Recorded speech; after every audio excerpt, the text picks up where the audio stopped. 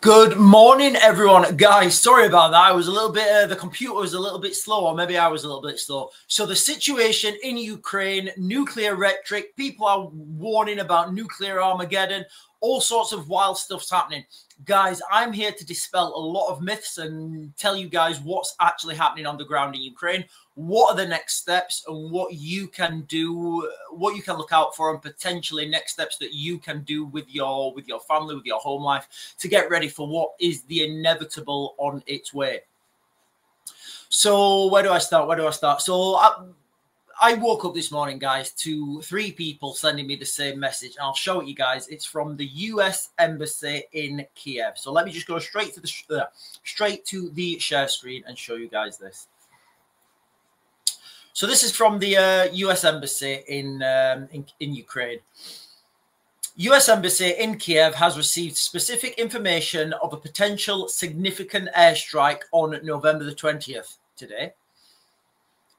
Out of an abundance of caution, the embassy will be closed, and the embassy employees are being instructed to shelter in place. The US Embassy recommends US citizens be prepared immediately to shelter in the event of an air raid.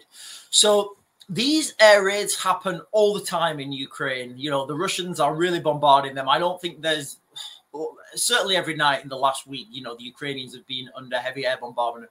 Now, this is a significant threat, and it's significant that the US Embassy has put out this, has put this out on their website. So what do we know then? What do we know, and why is this relevant? Well, you know, the US has given the green light for the Ukrainians to use long-range weapon systems inside Russia. They've done this now. They've used the ATACMS, the Army Tactical Missile System, and they've already started striking targets in Russia with that. Now, as a retaliatory strike, it could be that the Russians have targeted the US Embassy. Now, we need to contextualize this because the US Embassy, for some reason, it's not in the city center. It is in the city center, but it's not in the center of the center, if that makes sense. So normally you've got the British Embassy by the it's common knowledge where it is. You know, you've got the British Embassy by the Ministry of Foreign Affairs. You've got a load more embassies on a street called I think Yaroslavoval. You've got like a tight group of network of embassies in a very small location. That's easy for, you know, when you have to go to meetings, when you've got to host stakeholders, you know, and people are coming for meetings. You've got everyone in a tight location. It's easier for communication. I don't know why, but the US Embassy pushed themselves way out, like it's like near the zoo in Kiev. If you guys know where that is, I don't know, but that to me says that the US Embassy itself could be a target now. The Russians could actually target the US Embassy because in and around that area, you wouldn't be striking the main center of Kiev. You'd be striking the US Embassy. And if the US Embassy is empty, you know, you're just attacking an empty building. So I do see a likelihood of this happening. The United States, they've put out on their, well, I just showed you on their website that there is a specific threat now of missile attacks, air raids, whatever you want to call it, whether that's drones, whether that's missiles, whether that's these, the glide bombs, the glide munitions, all sorts of different options that could happen. This is today, guys, and this is likely to happen today. Again, I got this literally the exact same message from 3 different friends I've got in Ukraine. They're all sheltering. Nobody's going into work. They're just waiting for what's going to happen. Again, it could be a 4D chess move by the Russians. The Russians may think, oh, okay, everybody's sheltering. We're not going to put this attack in today. But guys, be under no illusion, okay? This situation will go from bad where it is now, and it will keep getting worse. Let me just quickly go on to the... hang on. Let me go onto the map, guys, because I think it's key that I do this every day because a lot of people don't understand how much ground the Ukrainians are losing every day. And this is kind of, you know, one of the people, somebody in the comments yesterday, they said, you know, that about Russian incursions, about Russian airstrikes and stuff. And, you know, guys, listen, I've lived in Ukraine since 2014. I understand the situation on the ground. Now, The main thing for me is this. This is the main jux for me, guys. So this is a month ago, the 19th. Obviously, it's the 20th today. The map doesn't go up to the 20th because it will update at 12 o'clock tonight. So I'm just going to fast forward, and I want you to watch this ground. In fact, let me zoom out, and I'll tell you what I think they're doing. I think the Russians want to push this ground and get in and around Dnipro. I think they're going to push all the way up to the River Dnipro here. That is a natural barrier, and they can't cross it. So I think they're wanting to push up this way. Now, to the Dnipro, and then they would, where's Pokrovsk? And there would kind of be a, you know, I'd say this road here, this is going to be a handrail for them. Obviously, if they can exploit either side, they will. But I think they're pushing west to Dnipro, and they're also trying to encircle Pokrovsk. But just watch, guys. Just watch this area of Pokrovsk here. Just watch this area. Watch how much ground the Russians are taking on a daily basis. And also note, the Russians are not losing any ground. The Ukrainians are not pushing back. So I'll just fast forward now, guys, really quickly.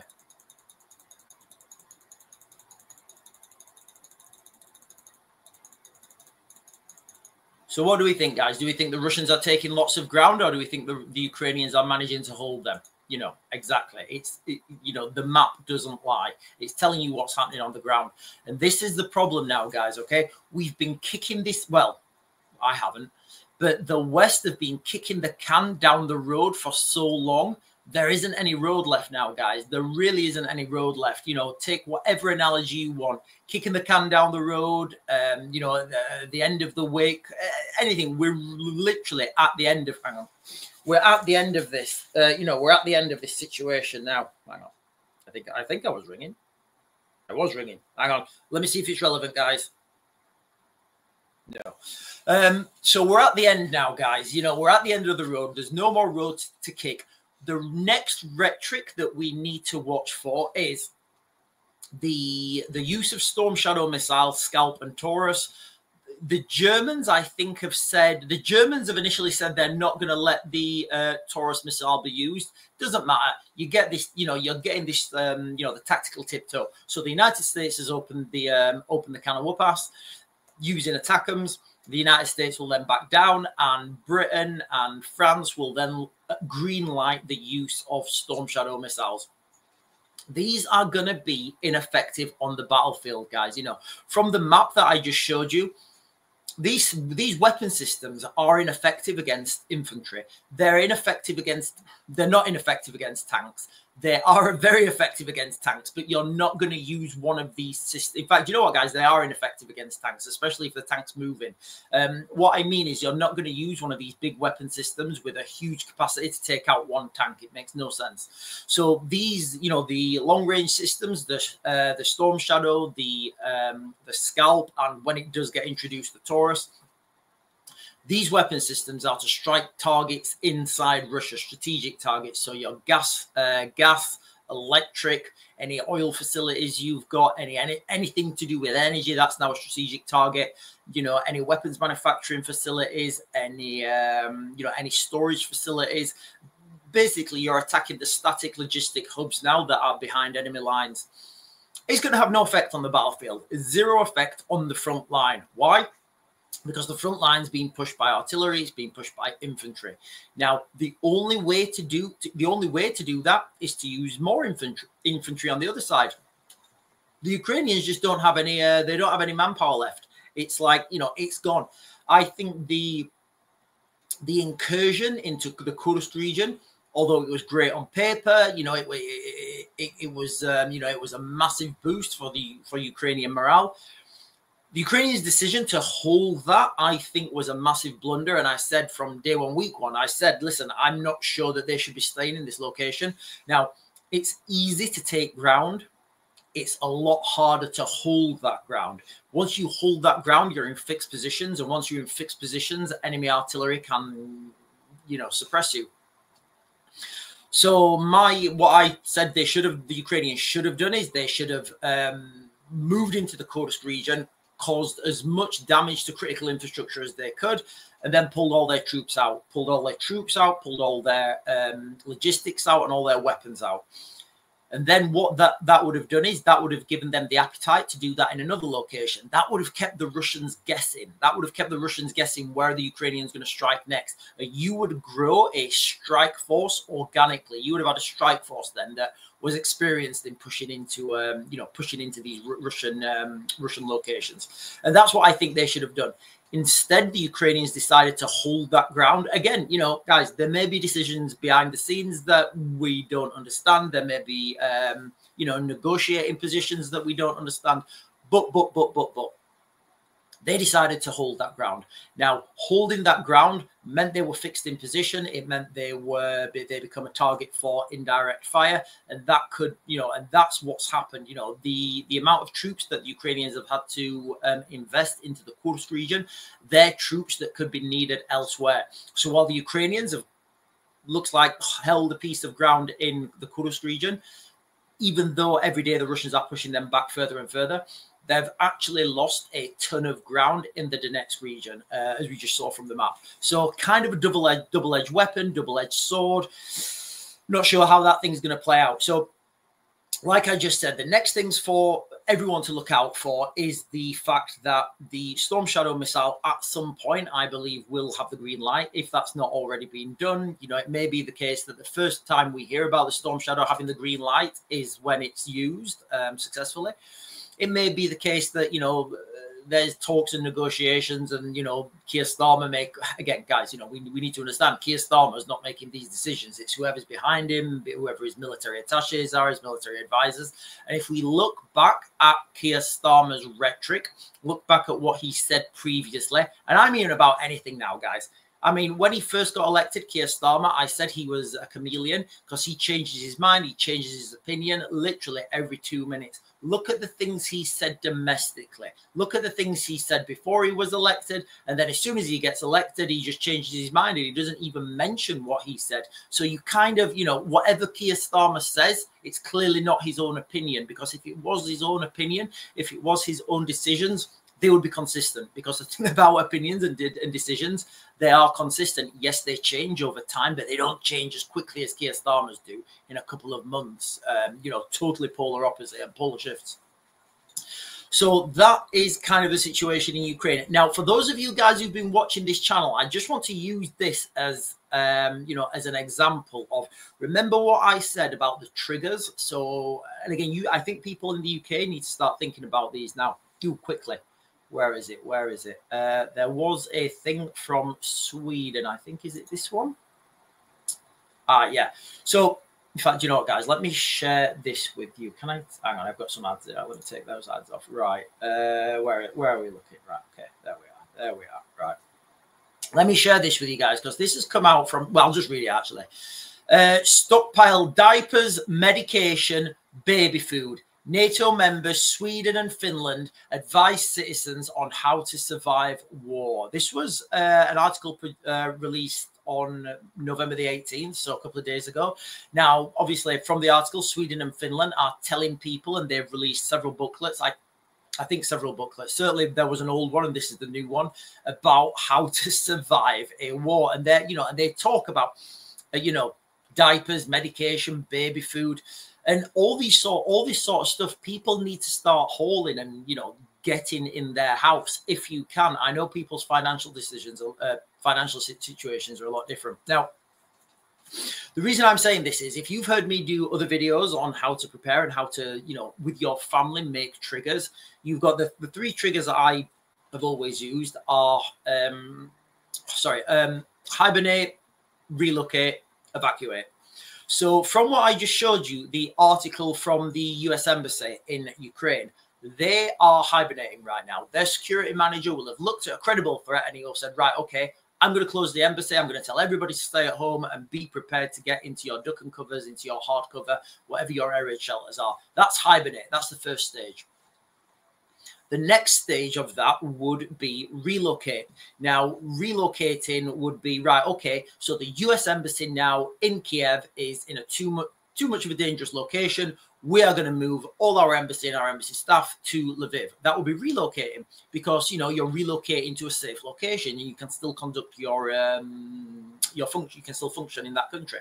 Now, the next stage would be, okay, the situation in Ukraine in general is too bad. We are going to evacuate the country. Now, so hibernate is hibernate. You don't really have different stages of that. With the relocate, you can do that stage. So it could be, right, okay, I'm going to move all non-essential staff from the embassy location in Kiev to a secondary location in Lviv. Equally with evacuations, you can evacuate your staff over a matter of months, over a matter of weeks, or you can do them all at once. You know, you can do it staged. The reason I'm saying this is because it's a good example of how people everywhere use these, you know, these triggers. Now, not these triggers, these, you know, this model of evacuation.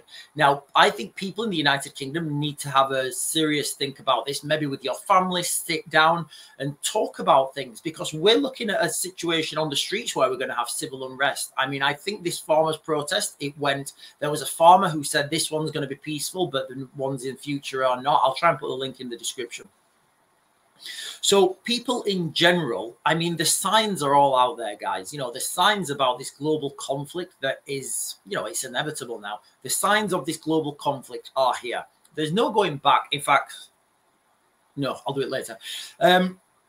You know, these signs are all there, readily available for us to see. You know, the Sweden and Finland telling their citizens to prepare for war. If you go to Estonia, if you go to Latvia, if you go to the Baltic states, if you go to Poland, especially around the border, everybody is gearing up for the inevitable. Now, unfortunately, for some reason here in the United Kingdom, we are blinkered. And I get it, guys. You know, I get it.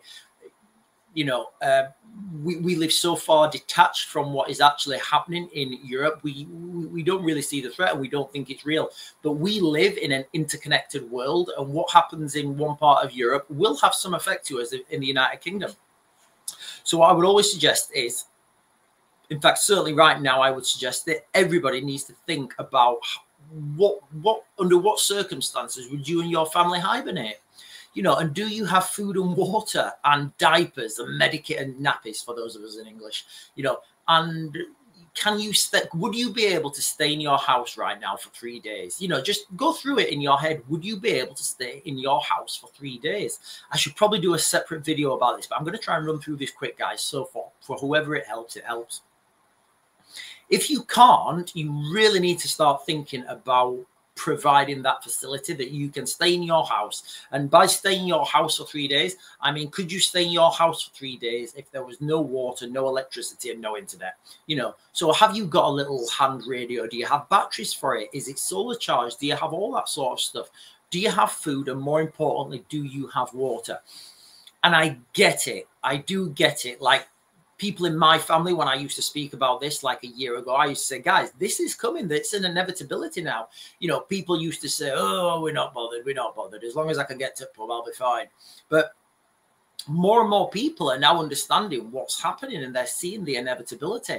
I was in the supermarket the other day. Now, I don't know if it was because of the snow was forecast. I don't know if it was because of the farmers' protest and people have been wondering about food shortages.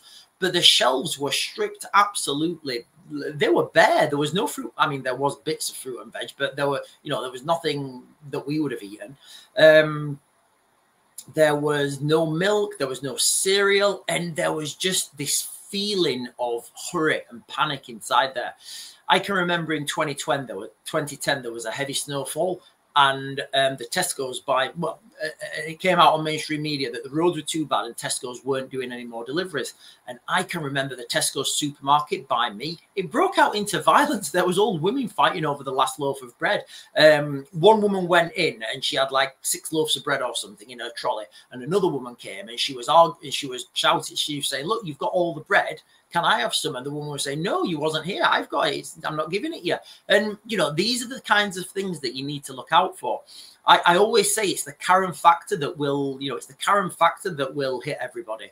It's not the, you know, it's not the marauding biker gangs in chaps. It's the Karen factor. It's that woman at the supermarket who overnight becomes the world's leading foremost expert on how much food and water you need to drink within a 24-hour period, you know, and then you have to, you know, you have to bow down to that's the situation. And we know that'll be the situation because we saw this in the crazy times in 2020. So maybe now it's the time to speak to your family and just say, hey, shall we have a conversation about what do we do as a family unit if this happens? And then further that conversation by identifying maybe someone in your family has a house out in the countryside, and, you know, everybody, you have a conversation and you all decide if things get bad, you're all going to evacuate to that house in the countryside. It's going to be a huge family block unit and you're all going to live there. Maybe you don't have that facility. Maybe you're living in apartments or in a city centre, you know, and you do whatever your situation is, you know, you should have plans in place to protect yourself and your family. And then you need to think about what would be where would I relocate to? So if I'm in, I don't know, if I'm in Sheffield, in fact, if I'm in Leeds city centre, I've got an apartment in Leeds city centre. If the protesting, if the rioting, if something happens and it gets too bad in Leeds city centre, I'm going to move. But you need to understand in your own mind what those triggers are. So it could be, for example, if I see one burnt out police car in Leeds city centre, that's it, we're going. And you have to stick to those triggers as well, guys, okay? And you have to develop that system when you're in relative peacetime so you can think through it naturally. Because what will happen is if you don't develop these triggers, if you don't understand what's happening on the ground, you will become blasé to it. You'll get caught up in these, you know, in these potentially civil unrest conflicts. And then you'll just be stuck in your house. You'll have no food. You'll have no water. The gas will be turned off. The electric will be turned off. And you'll be thinking, oh, I wish I'd have gone now. But by the time that happens, it's too late. And I get it, guys, okay? People are thinking, oh, this is the United Kingdom. We're a first world country. We've got law, we've got order, we've got democracy. There's a lot of arguments against that right now, guys. There really is. But when things go bad, they go bad really quickly. And right now, the United Kingdom is at an absolute simmering point. Guys, I'm going to leave it there. I think I should do a video later on triggers. So I'll probably do another video later on hibernate, relocate, evacuate, because I do think that's relevant again for people, especially in the United Kingdom and, you know, certainly in Ukraine. But I just wanted to show you how the US Embassy in Ukraine, in Kiev, they're using the same system. But guys, the news of the day, the Ukrainians are looking like they're going to get a massive bombardment. The US Embassy has closed down its functions for the day. They're telling people not to go in. So they're looking at hibernating.